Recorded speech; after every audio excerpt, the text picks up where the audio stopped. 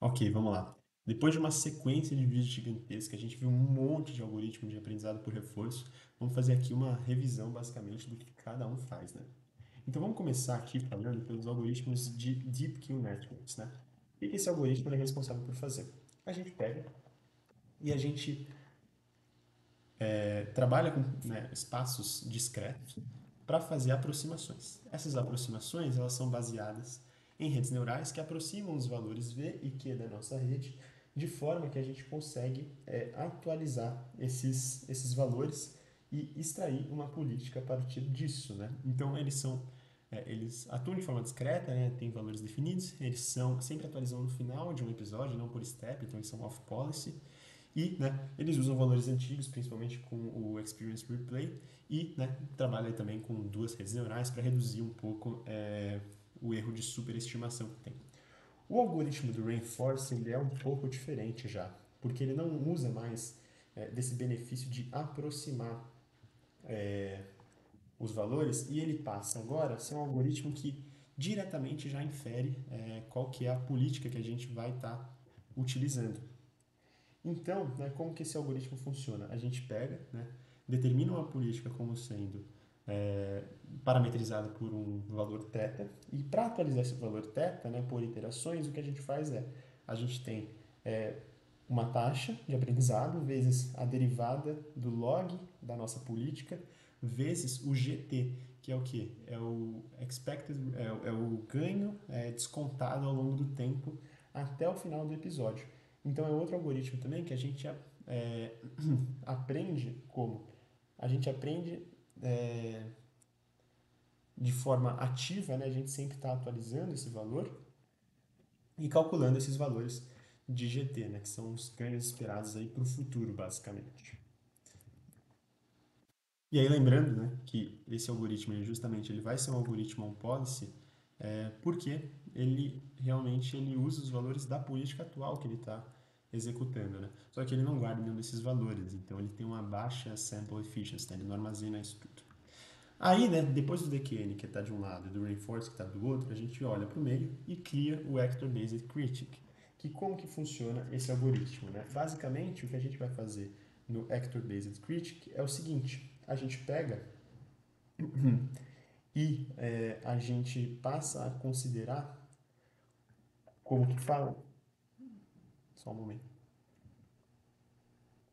Então, para esse algoritmo, ao invés da gente pegar e usar aquele ganho descontado de rewards, a gente usa de uma segunda rede neural para calcular qual que, ao invés do valor descontado de rewards, qual que seria o que-valor dessa função.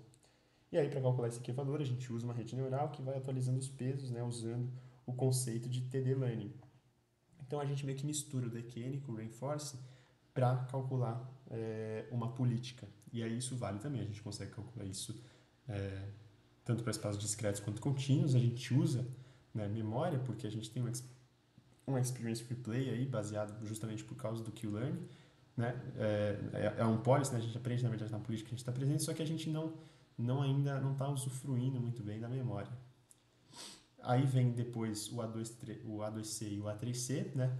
O A2C justamente ele tem aquela característica de se dividir em sub-redes, e essas sub-redes elas trabalham em paralelo para ajudar a convergir melhor o algoritmo como os dois, trabalham de forma síncrona, e o A3C você tem de diferenças que ele traz, principalmente o fato de que você vai estar atualizando de forma assíncrona, os valores da rede global, e você tem um controle maior, por meio de entropia, do grau de exploração desse actor critic, né?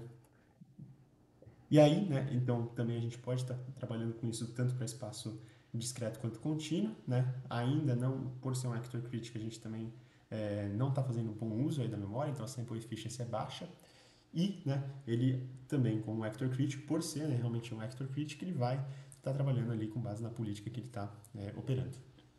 Depois, a gente tem o TRPO e o PPO, que é basicamente o seguinte: a gente não tá mais, a gente pode trabalhar até de forma paralela, mas a gente coloca alguns limites, O TRPO é baseado na diferença KL, E essa diferença KL, a gente meio que define um delta máximo de variação de de distribuições de políticas antigas e velhas, né? Sendo essas políticas contínuas, né? Ou de probabilidade ou determinísticas, estocásticas ou determinísticas, né?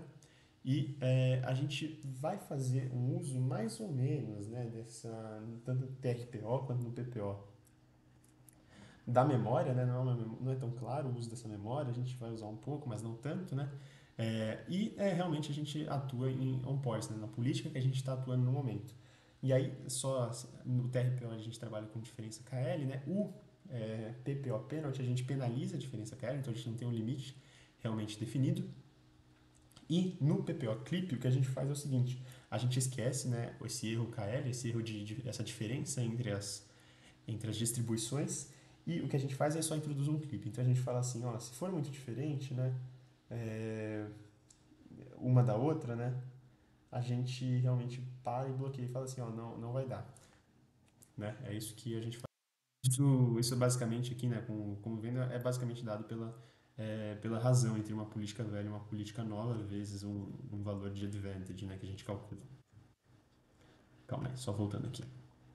Aí, né, a gente viu depois o DDPG. O DDPG, né, ele é basicamente, ele pega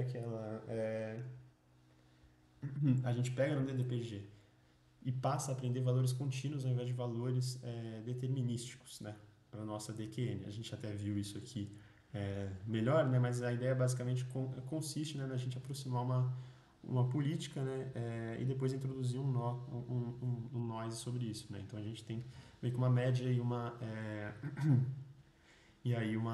valor θ, né, que vai, né, definir como que a gente vai atuar. Então a gente vai ter aí trabalhando com valores contínuos.